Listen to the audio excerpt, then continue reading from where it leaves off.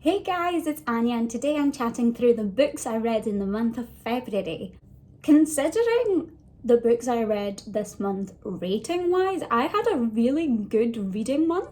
I ended up picking up quite a few long books and also really enjoying them. What helped in that is it was a very sequel heavy reading month of sequels that I'd been looking forward to for a long time. The first of those which I picked up was Rhythm of War by Brandon Sanderson. I'm sure it will surprise no one that I absolutely adored this book. This is Brandon Sanderson's fourth book in his Stormlight Archive series, an epic fantasy tale set in the world of Roshar. Oathbringer, which is the third book, was my favourite book overall of 2020. So I was very eager to get to this, which came out in November of last year. Of course, I can't talk too much about the plot itself without going into spoilers, but what I can say is this book in particular takes a lot more in-depth within the technological workings of this world. It's of course very magic heavy, but because of the way that magic mixes with technology and the way that it's explored here is absolutely fascinating. It also added a layer that we've been sort of waiting for throughout this series, and Brandon Sanderson really delivered, giving me everything that I hoped for and much more in as well. Like, some of the ways that things were explained in here, the direction the plot took was mind-blowing. I think this book moved at an even faster pace than the others, which I appreciated because the books are very long, like this is 1,200 pages. But I did sort of miss the language style of the previous books. I think Oathbringer is still definitely my favourite in the series so far. But that being said, I still ended up giving this 5 out of 5 stars.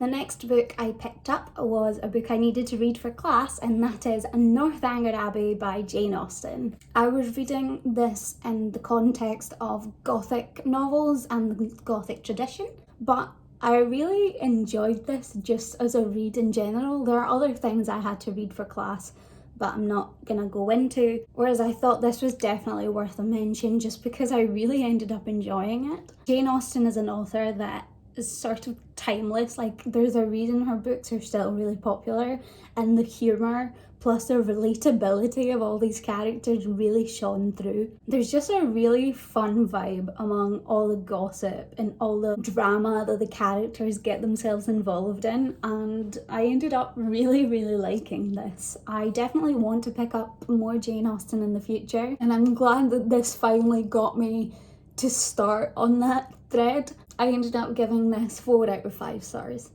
The next book I read is one that I had waited for about 4 years for its release.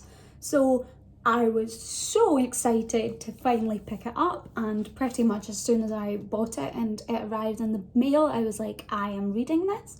And that is The Mask Falling by Samantha Shannon. This is the fourth book to the Bone Season series, set in an alternate history reality of our world where clairvoyancy was discovered about 200 years ago and promptly outlawed. The main character of Paige has gone through quite a journey by the time we get to this book, as this is book 4. Because of that, this book did take me like a hot second to really find my stride into, because I really struggled online to find a summary of book 3. Books 1 and 2 were absolutely up there, but The Song Rising just didn't seem to have a good review summary of it. Despite that, I still ended up finding my way through it and recollecting all the previous things that had happened. There's also a very detailed character list at the back and a glossary that was super helpful. I was so excited to dive back into this world, and this book didn't disappoint in that whatsoever. It was just a phenomenal example of a sequel that really dealt with the emotional repercussions of what had happened in the previous books, as well as really furthering on the plot. We really are in an entirely different realm of possibility compared to where we were in book one. And Paige as a character has grown and also suffered so much, and Samantha Shannon really handles the traumatic repercussions of that super well. There's major content warnings in this series for torture and for trauma, depression, anxiety, but alongside that we still had wonderful action and incredible romance. Like, the romance between Warden and Paige is one of the most excruciatingly slow, fantastic things I've read, and seeing that come together even more in this was so good, and then absolutely destroyed me. I have to say, I'm really bad at like tension and suspense, and there were things happening in this book that I couldn't deal with emotionally, and I had to skip ahead just to be like, what happens? I would say that that's a sign of good writing, actually, that Samantha Shannon had me so on the edge of my seat that I was like, I can't do this, because it's very much a personal thing that I just can't deal with suspense, and had to spoil it for myself. But despite having to spoil it for myself, I still loved every single minute of this book and ended up giving it 5 out of 5 stars. My next read was The Trouble with Peace by Jo Abercrombie. This is the sequel to A Little Hatred. The two books are part of the Age of Madness series, which is a companion / continuation series to Jo Abercrombie's original First Law trilogy. Every time I talk about Age of Madness, I have to mention, I suppose, my feelings on the First Law trilogy, which were meh. Like, I appreciated the grim, dark fantasy vibe that Jo Abercrombie had, but I found real problems with the pacing and just caring about plot in general, which is why I keep being absolutely blown away by how much I'm loving this trilogy. A Little Hatred had been my favourite Jo Abercrombie book I'd read up to this point, and I think The Trouble with Peace has definitely taken over that. By this point, this world has moved into an age of industrial revolution that has much more direct effects on the people living within the world and how the economy and also working operates. I think this series also has an absolutely fantastic cast of characters, with Orso still being my absolute favourite.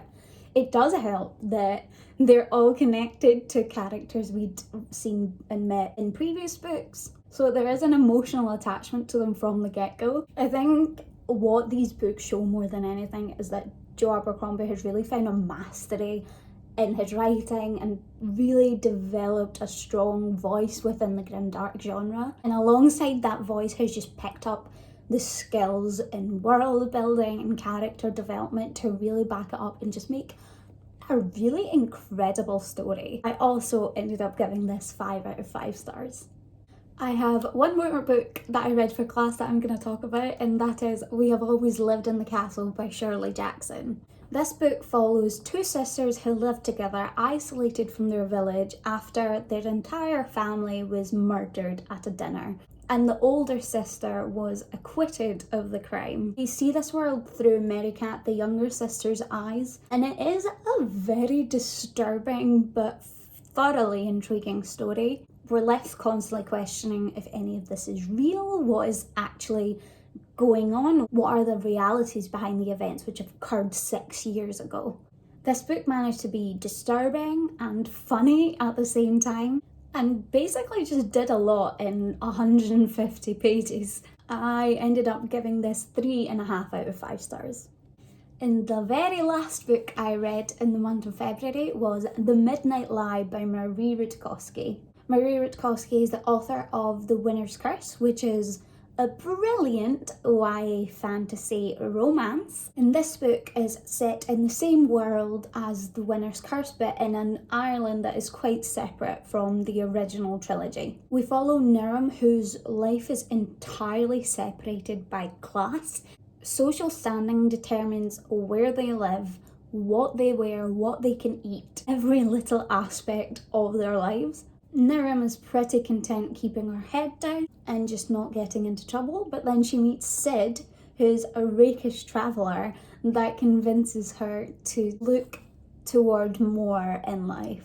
The part that this book mostly focuses on and what is so good is the romance between Niram and Sid. It is an LGBT plus romance, which was just done so well. I loved the development of the relationship between Niram and Sid, the banter that they had, and also the way that relationship impacted Niram herself as a person and made her question who she was and see that there was more to herself.